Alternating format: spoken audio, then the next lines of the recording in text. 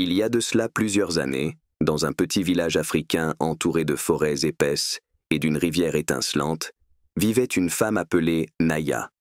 Connue pour son intelligence et son audace, elle vivait avec son mari, Kofi, un homme humble et respecté, chasseur de profession.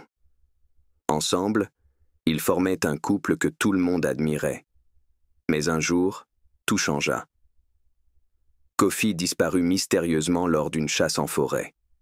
Les villageois cherchèrent son corps pendant des semaines, mais en vain. Beaucoup crurent qu'il était mort, dévoré par des bêtes sauvages.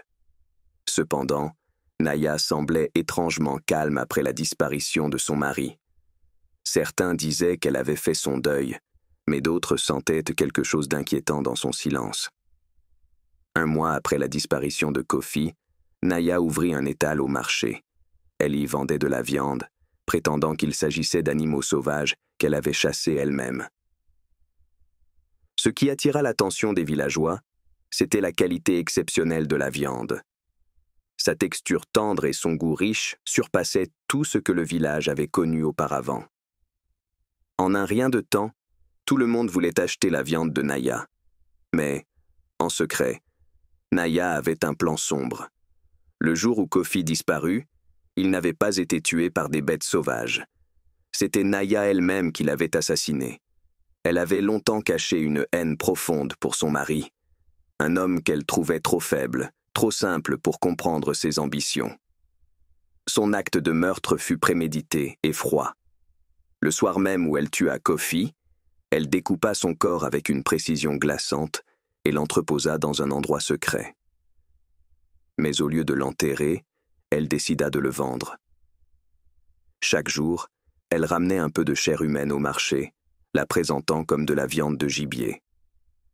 Les villageois, séduits par la saveur exquise, payaient des sommes folles pour ce qu'ils ignoraient être la chair de son propre mari.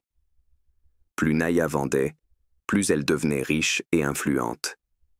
Elle aimait le pouvoir qu'elle accumulait grâce à sa sombre marchandise.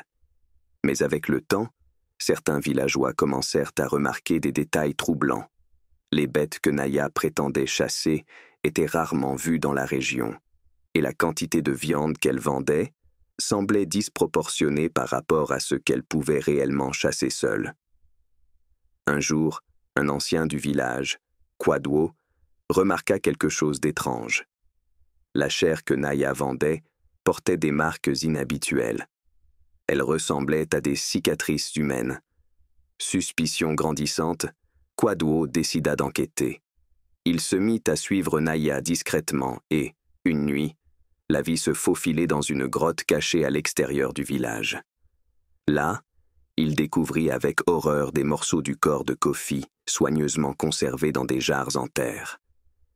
Choqué, Kwadwo comprit la vérité.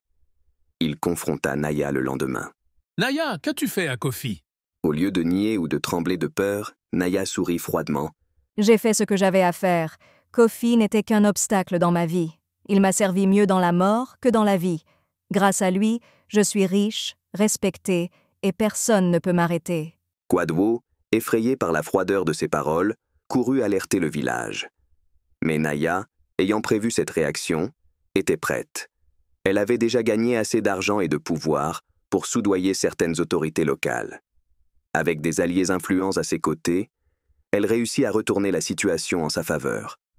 Ceux qui osèrent la défier furent rapidement réduits au silence.